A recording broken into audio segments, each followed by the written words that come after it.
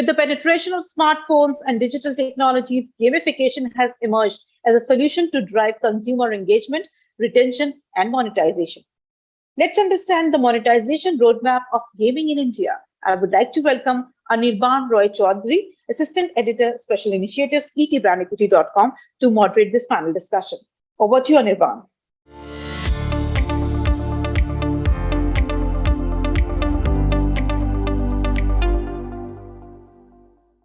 Gaming is already bigger than movies and music put together, or the next decade is the decade of gaming. Welcome to another session of Gaming Summit 2022. I'm sure you all have already heard these massive statements made by our speakers so far in the day. As they all make these statements, they are backed by facts and hypotheses. Gaming has indeed leapfrogged in India. Investments have grown manifold. But with that, the challenges have also increased.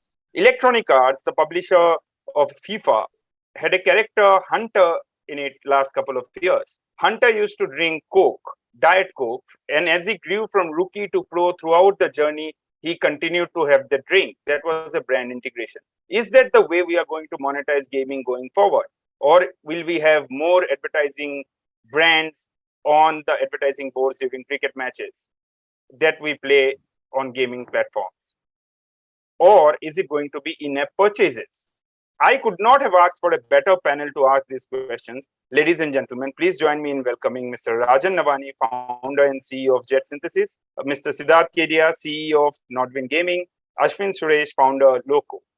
Thank you very much for joining us, gentlemen. As an icebreaker, I would like to know from each one of you your initial thoughts on the market dynamics of when we say gaming. And you can address it from the area of your expertise. We'd like to start with you, Mr. Rajan. Thanks, Anirban. And firstly, thank you for having me here on this session. I think always a pleasure to be associated with you and discuss a subject that is truly close to my heart, and I think close to the heart of nearly 500 million people in the country today. I think gaming is one space that has really, risen exponentially through the lockdown and the pandemic period. And given that it's a Gen Z digital first method of entertainment and engagement, what we have truly been able to see is this entire ecosystem of gaming, right from, the adoption of casual games, which, people tend to engage with for shorter periods of time, to mid-core games, which is an area where we have tremendous expertise on, the engagement, the ability for people to be able to get better at the game and then eventually, become professional gamers. This entire chain has actually shaped up very, very significantly in India. So right from a casual gamer to esports to then really being able to compete together and, being able to eventually even hope that you can get a medal for our country is a massive aspiration that has got unlocked, especially in these last 2-3 years.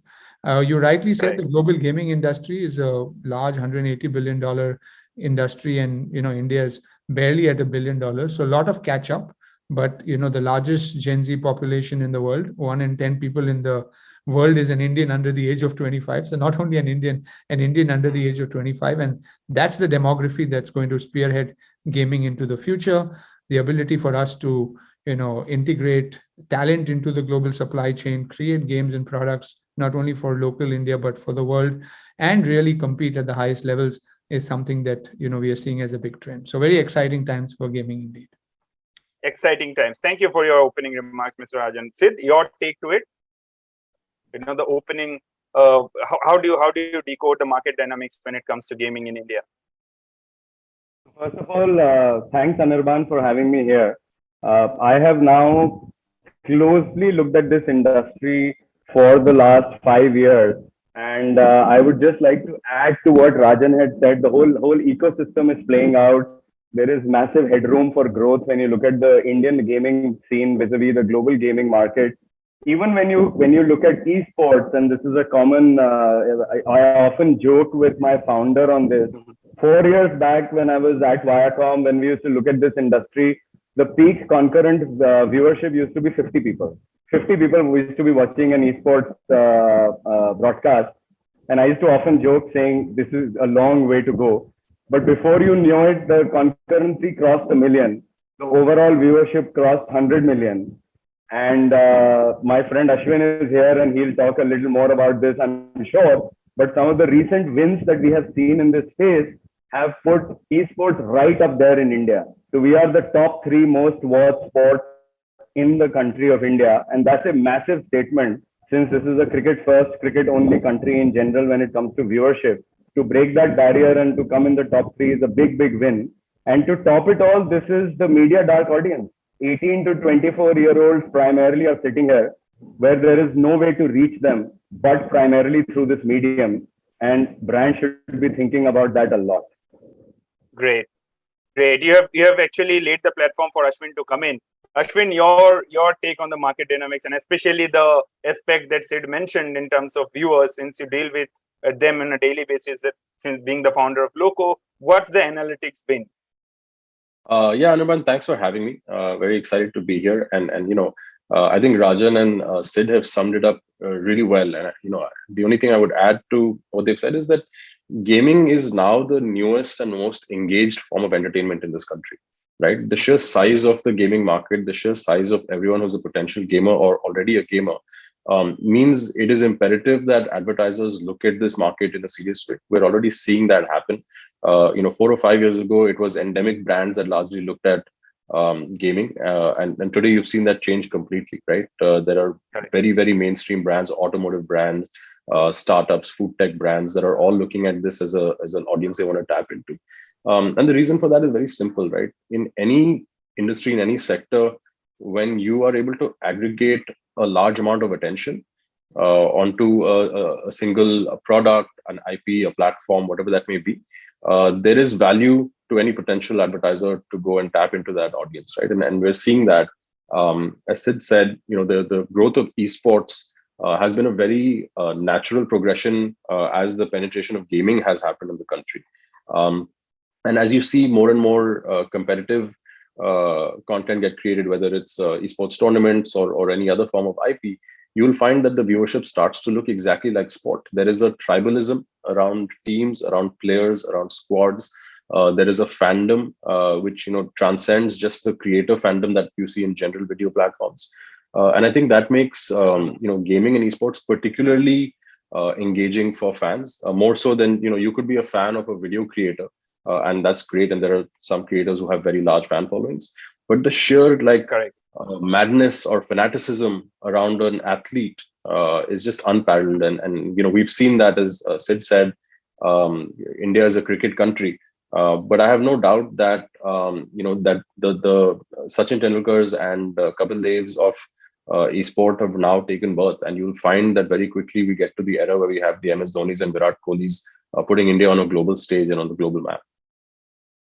Correct. And you mentioned this. I must mention here that when Moin returned to India after winning the Dota 2 medal, there was a warm welcome that he got at the Calcutta airport, and it made to the sports pages. So you're not only making to the sports broadcasters, you're also making to the sports pages. That's great for gaming. Thanks, Ashwin. I'll come back to you with the nuances of the viewership. But before that, Mr. Rajan, I'd like to know from you. I mean, you have built an enterprise over a period of time. Through the course, you have acquired many assets. Can you take us through that journey? And how much of value proposition did you spot throughout in this journey? You've raised a very important and a very interesting look back journey. When we looked at gaming as an ecosystem to be able to cater to Gen Z audiences, we were very clear that we needed to capture the aspirations of a gamer, right from a casual gamer to becoming a professional sports person, right? And we've always taken this approach, which is a very ecosystem first approach. And therefore, one of the first things we did was, along with the founders of Nodwin, both Akshat and Gautam, and of course Sid is also here, who came in later. We actually set up Nodwin with a 50% equity stake from JetSynthesys, built that whole ecosystem out, which was the top end of the funnel, right? And we said that we need to ensure that a gamer sees where he or she could be. And I must say that the ability for us now to have taken Nodwin into one of the world's largest esports companies, not only Indian companies, is a big plus that has happened for the gaming industry, right? Of course, subsequently on esports, we do have grassroots play through Sky Esports. through Jetsky Sports, but that's also building, local language, a lot of that penetration into Bharat, etc. So the ecosystem of professional players is something that we have really been able to, build at scale. The second really big difference is, an opportunity, Anirban, is what are the games that people are going to compete on, when they do become professional. And I think there, as we know, the esports games that the world competes on are all international games. They're all of a particular kind of a genre and format. But we knew that, if a football can be something there can definitely be a cricket which can, be there. And through both Sachin saga initially, and then through acquiring Real Cricket, and now with our recent release of Real Cricket 22, I think we can really claim that we are now putting a sport out of India into the global domain through Real Cricket 22. Our initial numbers, engagement, the ability for people to enjoy viewing two people play a cricket game, which is very different from the skills you need to play cricket, the way everyone has described it so far, is again a very, very important way for us to see the future happen. So through Real Cricket, now we do believe we do have a esports export from India that is, definitely something that we'll see the world compete on, and hopefully, even an Indian will get a medal back in that sport, so to say. The third real piece is then, building capabilities in gaming from India. I think that's a very large opportunity. So while we do have casual game studios that we've invested in, we have a roll-up, we're investing in gaming studios.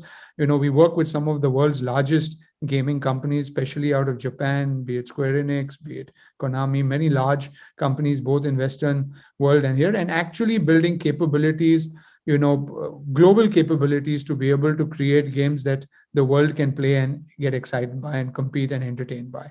So a very largish kind of a play. We have teams across the world, in different parts of the world, hiring talent that is not really accessible and available in India, and doing that at a sizable scale to position, especially JetSynthesys gaming as a very large player coming out of India, for the rest of the world. So, we've really taken this ecosystem approach, when it comes to gaming and esports. And of course, we also have the peripherals, be it, music and, short format video, etc., which gives a holistic entertaining experience ultimately to the Gen Z user. So I think the opportunity, the way we see it is just emerging. And, with metaverse and, 3D virtual worlds, etc., I think gaming companies are probably best poised to be able to, use that and capitalize that opportunity, because first you need to, play, enjoy, and then earn, which is a new opportunity that has come up for gamers. So really expanding all of this into Web3, which typically allows ownership of virtual assets. And that's something that I think we've been selling ever since we started, right? In games, you do sell virtual assets. I think we have a distinct advantage on understanding the mindset of people, when they are consuming content and they're going to make their livelihoods in the future, out of these virtual worlds that will exist in the world. So I think we're very excited by what we are doing. We've made several investments, a lot of acquisitions, and we'll hear a lot more to come in the next few months as well. Fantastic. Thank you, Mr. Rajan. Sid, would like to know from you. I mean, Nodwin has been a pioneer when it comes to esports space. I remember one of the early stories that I had done probably 7-8 years back, and it was said that Nodwin's turnover is the size of the esports industry in the country, and it was somewhat broken down to that manner. We have come a long way. Of course, you yourself, and in your role in Viacom, did a large gaming, esports event in India. Where is it now? Esports when we talk, and I'll get into the details of esports in the following questions. But in an overview, where is esports in India at this situation? So I think 3 or 4 things happened to esports. One, esports was a metro phenomena when PC gaming used to happen. Okay, with mobile. So India is a mobile country. So why should gaming be left behind? Gaming esports is also a mobile phenomena now. That's one switch that happened. The other switch that happened as a result of that is lingua franca in esports used to be English. It's not English anymore. It's the regional languages that have taken over. It's the Hindis and the Tamils and the Banglas and the and the Odiyas that have taken over in esports. It's not English anymore. Esports used to be, as a result, an India phenomena. Esports is not an India phenomena anymore. Esports is a Bharat phenomena. So esports is all pervasive, right? It has seeped into the nook and corners of the country. The players are coming from there. The viewers are coming from there. It, they're all over the place, and that's how any sport develops. The grassroots has to develop, right? It can't remain an elitist sport, otherwise it remains a very niche play. So that's how esports has developed over a period of time. The other thing which has happened is, one is the livelihood of the players were dependent upon these tournaments, but a lot of other ecosystem has now come to monetize it. So to give you an example, in 2018 or 17, if you looked at gaming influencers or esports influencers who had a following of more than 1 million, there were a handful of them. You could count them on one hand. If you look today, there are 40 plus influencers who earn their livelihood on the back of gaming and esports, who have 1 million plus, and I'm sure that number has changed. So that number keeps drastically changing month on month. So that's becoming another viable alternative as careers for people as they are delving deeper into esports and gaming and exploring that further. So that's where esports has come today. And like I said, it being catapulted to one of the top three viewed esports. Esports used to be compared to the gaming industry, or used to be a subset of gaming industry. Esports is no longer a subset of the gaming industry. Is now a part of the larger sports media industry. Correct. And that's the transition which has happened. Correct. Coming Correct. And a big role in this transition has to be the role of the media, and that's where I would like Ashwin to come in. I mean, Pocket Aces is a very successful studio, churning out stories that stay with viewers for long. I mean, like you launched some shows that became on super shows, and then you had sequels coming out of that. You even made somebody a star to that level that she was up on the hoardings of big brands. That's the transition that you had made with digital video content. What prompted you to launch Loco, and is it something similar that you foresee in gaming as well? Yeah, actually, this is a very relevant question, and it's a connection that I don't get to talk about often. But I see, when we got into gaming in kind of 2019, 2020, we saw a lot of the same signs in the gaming ecosystem as we had seen in the digital video ecosystem back in 2013 and 2014. As Sid mentioned just now, there were not many creators with large following, yet the category was growing rapidly. A leading signal for that was to see kind of viewership happening on a general video platform like YouTube. You were seeing more and more people adopt that lifestyle, follow certain KOLs and get influenced by various things those KOLs did.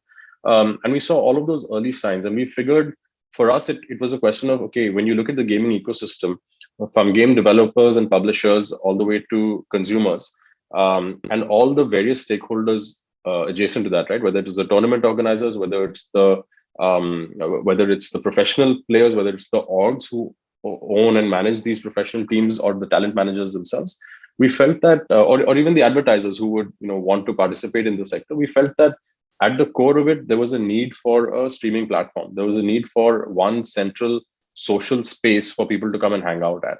Right? It's the only place in the ecosystem where multiple stakeholders can collaborate and can kind of participate together. So for us, the early insight was that we need to develop a platform where this activity can take place, and where the platform is custom designed for this activity and for the behavior of these users. The second thing was that we felt that given our history creating content as well as creating and managing talent, we were in a unique position to be able to manage and grow gaming talent, right? And today, and a lot of our early success was as a result of the fact that a lot of today's gaming talent had grown up watching our shows, grown up watching maybe our channels Filter Copy, or the shows on Dice Media. And so for them, we came with a certain credibility. They knew we could put them on a billboard. They knew we could get them a brand endorsement deal. And they knew we could, more importantly, they knew that we have seen what success and failure means on video content, right? And so we were able to kind of use that to really grow the community on the platform. And obviously, over time, as the market grew and as esports grew, Sid talked about that in a lot of detail. We are seeing that those behaviors now are translating to larger scales on the platform. So I think that that I think the content DNA really helped us kind of grow. But what I also think is that the overall potential of the gaming market actually far surpasses that of the general content ecosystem, because I think here there is a very specific set of skills that require a certain amount of training. It is it is much like professional sport beyond, it's more than just kind of general content creation. And I think that that's where there's an opportunity to create very, very large outcomes for various stakeholders, whether that's the individual athletes themselves, or for advertisers, or for platforms or gaming publishers. I think each of those subsectors has multi-billion-dollar outcomes lined up in the next 3 to 5 years. That's what's exciting for me. Great, fantastic, Ashwin. Thank you. Mr. Rajan, I'd like to know from you now. I mean, a lot is spoken when we speak about the gaming ecosystem, and the monetization challenges are highlighted. For example, the low CPMs or CPC rates. The CPMs are under pressure because of the volume. But the ARPU is low, and the ARPU is an issue not just for gaming, but it's also for pay TV as well as for your OTT and everything. Together. What is the way out of it, and how long do you think it will take for us to talk about the positives in the monetization aspect? So, India, like, for many of the other products, is always a large scale market.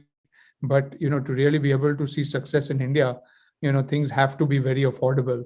And I think the economy and the ability for more youngsters and others to come into spending in gaming is a journey that we are seeing is already accelerating. So we have seen a jump of about 40% in our in-app purchases across many of our games and products, especially in the last year. And we see that trend continuing year on year, just off a very small base. But having said that, I think, India also provides an opportunity to be very innovative. So obviously, advertising, in-app advertising is a large part of many domestic games, especially when it comes to Indian audiences.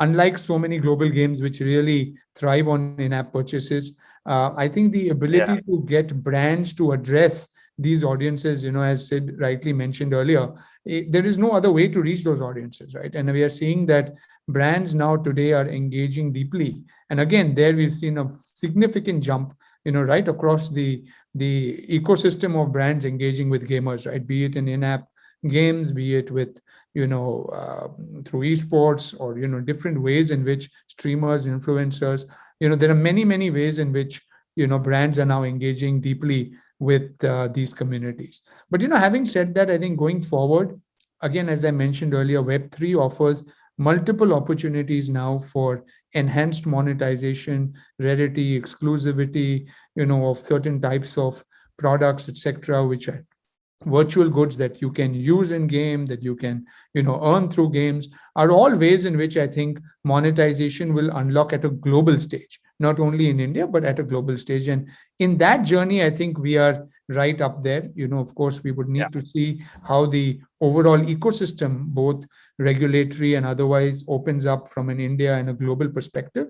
But I think this is a long journey. I truly believe Web3 is a massive revolution, that is happening pretty much like Web2 was, over 2 decades ago. And I think that journey is going to be truly exciting for the Indian gaming industry. I think the opportunity of the ability for gamers to now, move towards subscription products in games has also become, a very strong point. We've seen that grow in many of our games, where you want unlimited content, you want large kind of access, but you're willing to pay a affordable flat fee for that.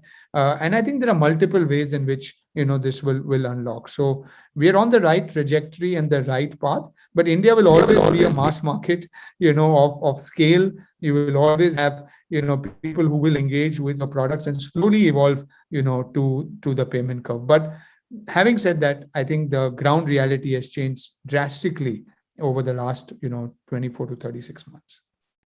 Anirban, I would just like to add something to that, if I may. Please, Ashwin. To Rajan's point, I think that one simple way that I think about this is that Indians historically have been comfortable paying directly or indirectly for entertainment. Indians value entertainment, whether that's an experience of going to the movie theater, paying a cable operator or simply receiving advertising in lieu of free content. The entertainment market has been, always pretty large. And I think that I just think of gaming as the newest and largest form of entertainment. In a matter of 3 or 5 or 7 years, it's no longer going to be a situation where you ask somebody if they're a gamer, because by nobody asks you, are you a video watcher? Because it's a default behavior that's accepted. And I believe gaming is much the same. So when I think about it, I just think, is gaming going to be the largest entertainment format? And if so, then there's no doubt in my mind that the ability to monetize exists. Now, that monetization may come from multiple revenue streams, as Rajan alluded to, whether that's Web 2 streams, Web 3 streams within Web 2, whether that's in-app purchases, advertising, some subscription models. There are multiple models, and India has always been a multiple revenue stream market. But the question of market size and whether there is a deep enough market is just one that I don't think merits further discussion by sheer volume of the category itself. Correct. Staying with you, Ashwin. I mean, I was decoding the BARC numbers for BGMI Master Series that recently, aired on Star Sports, and I can say that it's already one of the 2-3 most viewed. It's already being viewed more than the global football or tennis championships that we see. I'm not naming the championships because they're at different scales altogether.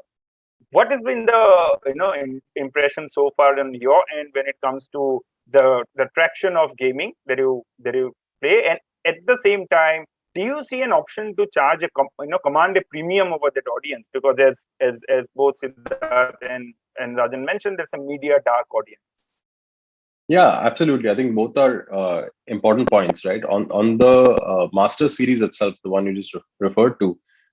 Don't forget that it was streamed on television and it was also streamed digitally on Loco, right? And so the viewership numbers you're seeing on television, of course, are very impressive. But add to that, there is an additional component, and I think we probably had possibly more viewers than television on the streaming platform. So that just shows you the sheer volume of users or of an audience that cares about that content format, right? Whether that's a competitive esports tournament or whatever. And we've seen this consistently, right? Like if you just trace the last 1 year, like not even the last 1 year, if you trace 2022, in January, we crossed kind of a 50 to 60,000 concurrent viewer number on our platform for the first time. In February, we crossed 100.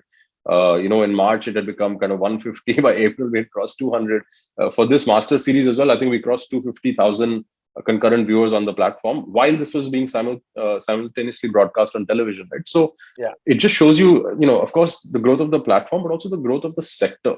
And so I think there is, my view is that already these numbers, if you compare this to, the leading digital sports streaming platform in the country, for all categories of sport, whether that's, like you said, tennis or football or Formula One, this certainly is larger than that already. I think barring cricket, and even there, maybe it's IPL and men's cricket that are the large category. I would say IPL and India men's cricket that are the large category. Nothing else really commands this kind of viewership. So I think from the perspective of the largest sporting ecosystem, I think esports is right up there. Even the prize pools today are comparable to everything other than maybe the IPL. So these are now starting to get to significant scale.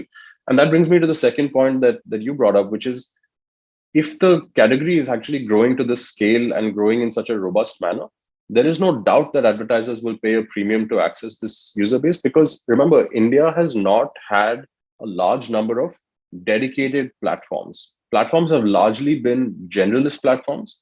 If you look at even the largest platform in the country, YouTube, it is a general video platform. It has content that's extremely short form, kind of this TikTok variety. It has extremely long form content. There are web series on there. There are gaming streams on there. So everything from like 5 seconds to 3 hours, 4-hour pieces of content are on the platform, and it is a general entertainment audience across the country. I think when you have a platform that is focused on a certain type of user or a certain content category or a certain demographic, and as Rajan said, there is a lot more homogeneity to this demographic than there was on a general entertainment platform. I think brands that want to target this demography will pay a premium. And that's kind of it's been demonstrated even on some of the video streaming platforms that are advertiser driven, where people, where there is a concentration of a certain type of demographic and people are willing to pay premiums compared to a larger social media platform or a social video platform. So I have no doubt that both the category is going to be as large as anything else, and the economics are going to be premium to any of the other general categories. Thank you. And you had already mentioned in your previous answers that they are not endemic brands anymore. Means those are not the computer related games or console related product brands anymore investing. They are general as good as CPG brands or automobile brands who are advertising on gaming, which is again a phenomenal growth story that we have told.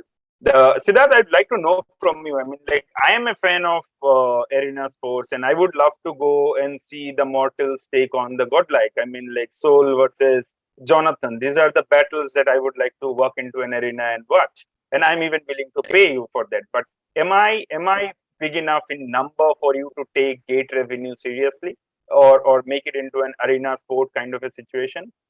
So, Anirban, great question. Pre-COVID, esports was already an arena sport.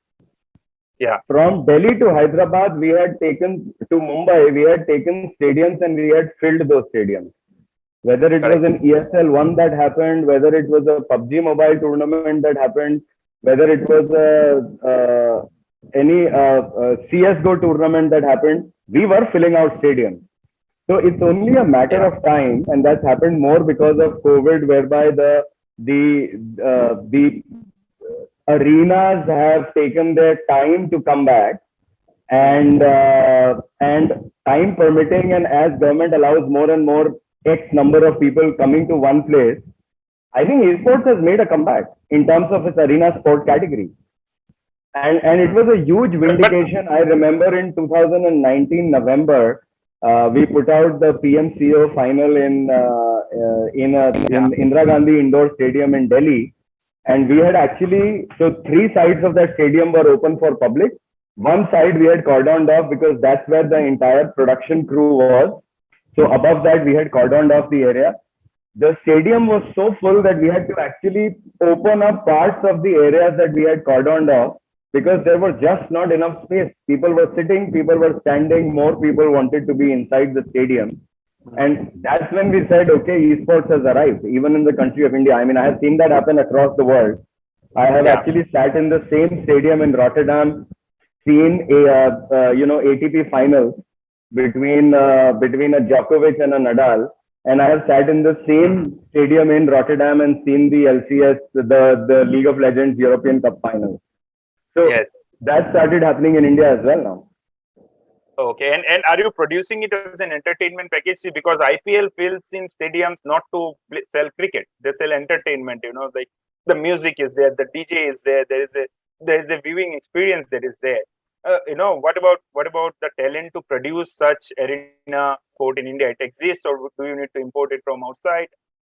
No, it's already there. It's already happening. I mean, the Master Series is the best example of this, right? They did exactly what you described, Anirban.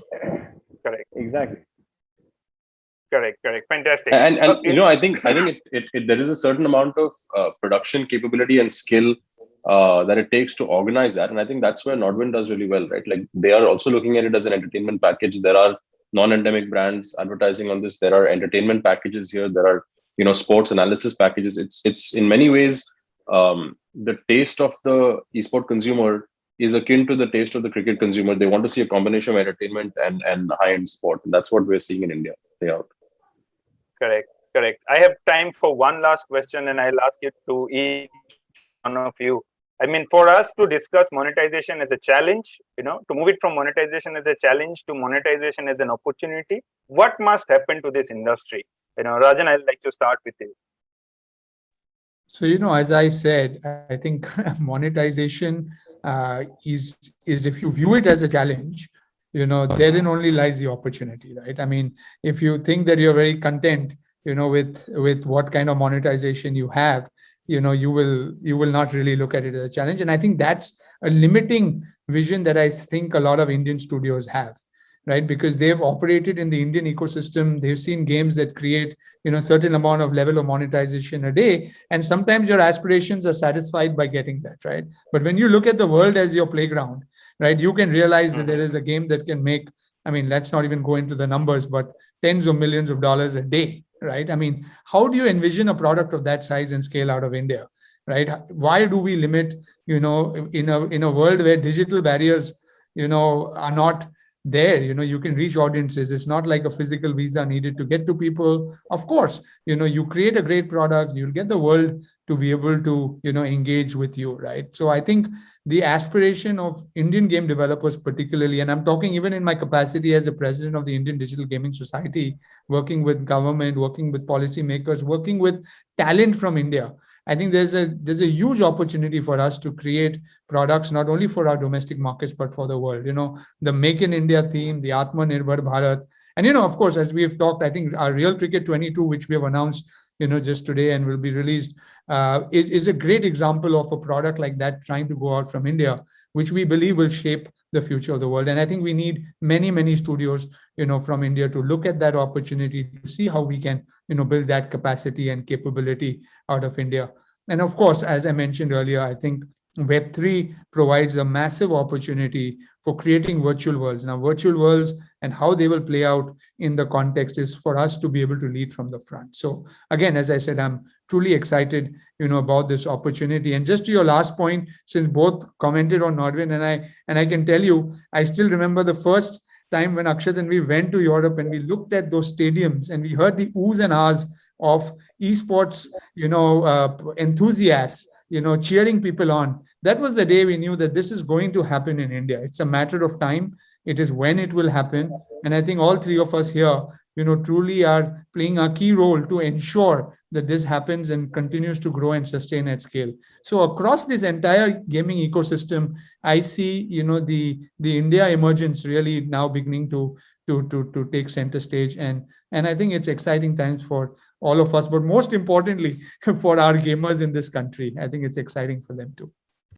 During the BGMI Masters, I have my roommate. He was crying when Jonathan and Godlike did not win, the series, though they were the best team probably, according to him. And I remembered my father crying in 2003 World Cup when Sachin Tendulkar got out to Megra. And I mean, I could clearly relate the two analogies. And thank you, Mr. Rajan, for shedding light to it. I thought you would allude a little bit to the regulatory framework and how it needs to be laid better in order to monetize.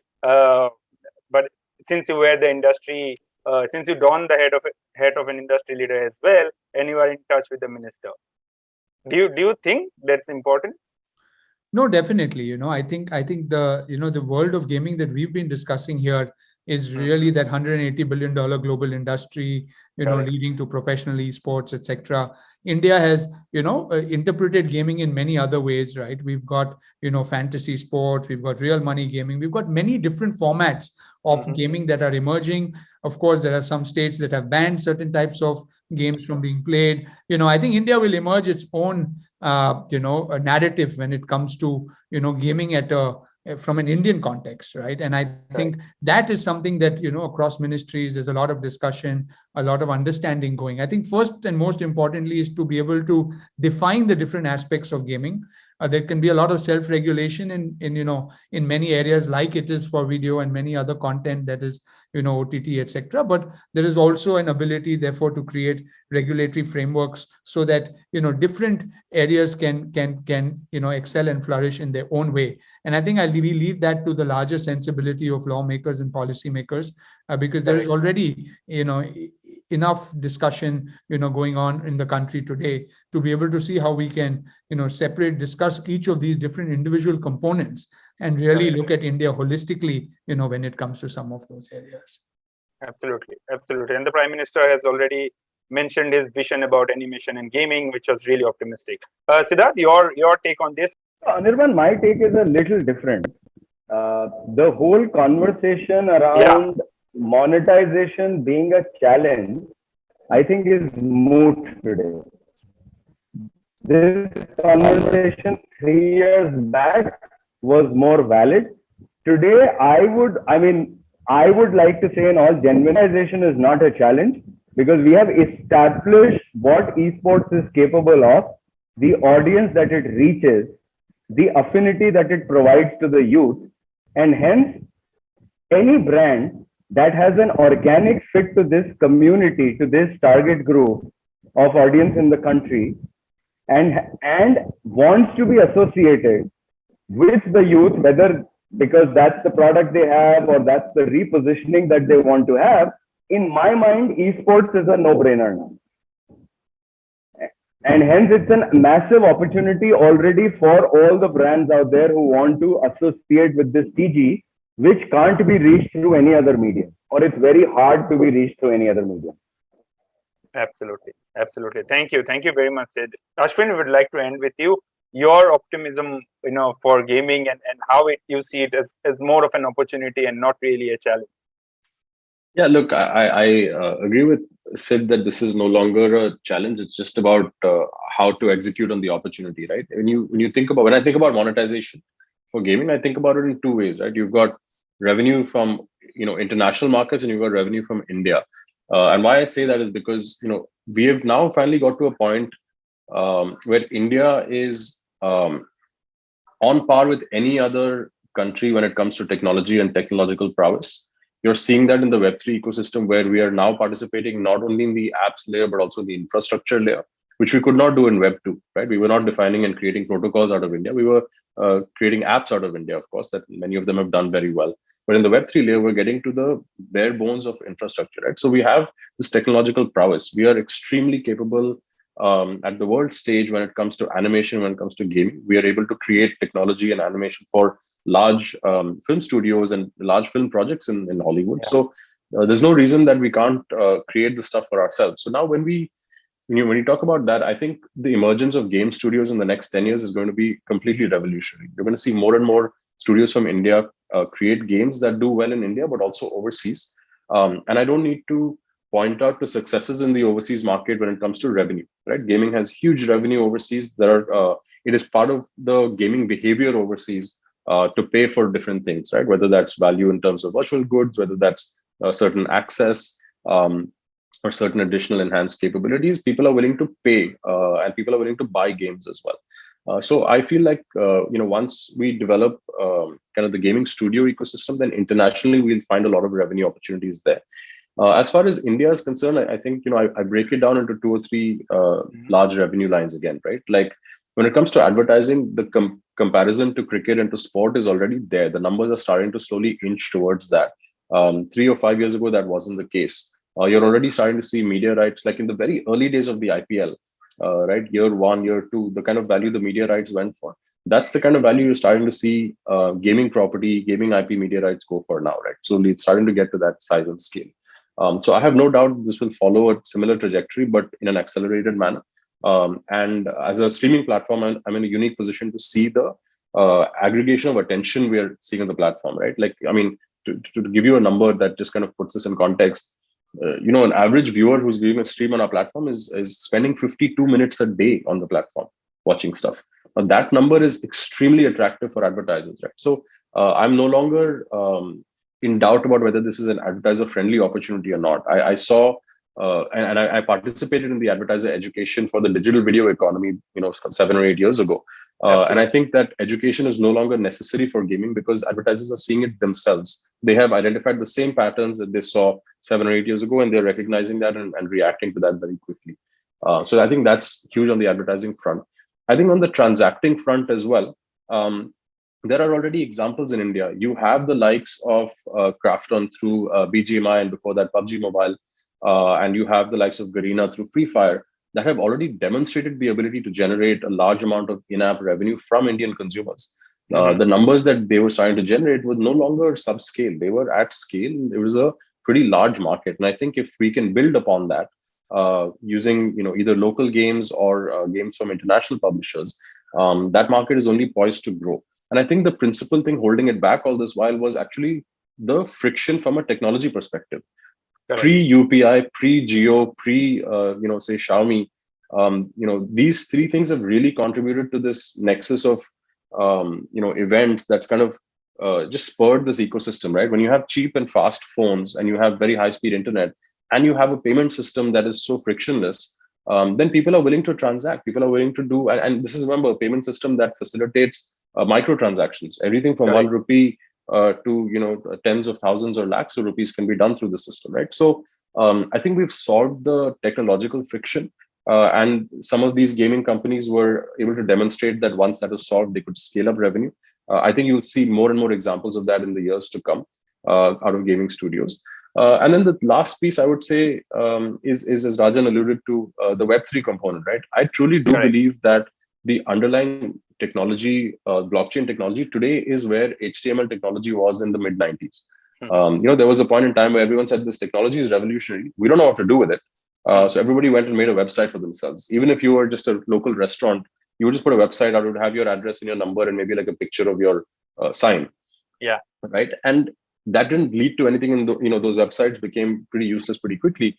But the fact that there was wide scale, large adoption of this technology led to the ability to discover new use cases on it.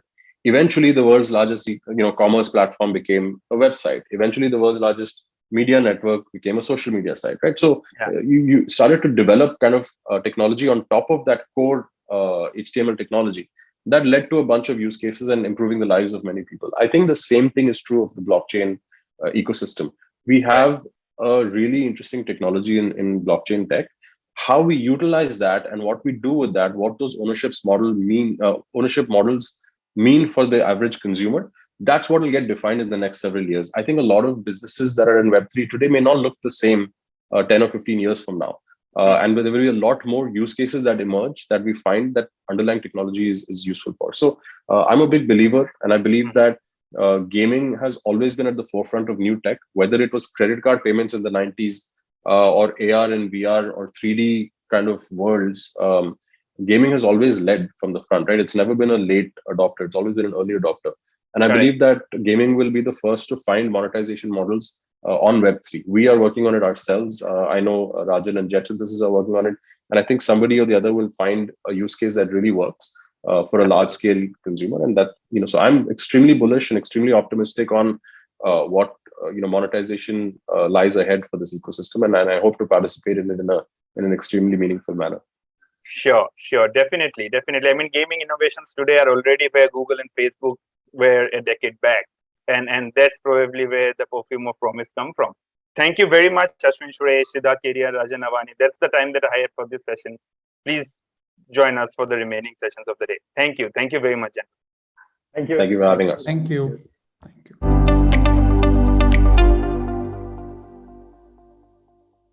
Thank you, everyone, for sharing your perspective and knowledge with our audience. With that, we'll move to the last discussion of the summit. Stay tuned, everyone.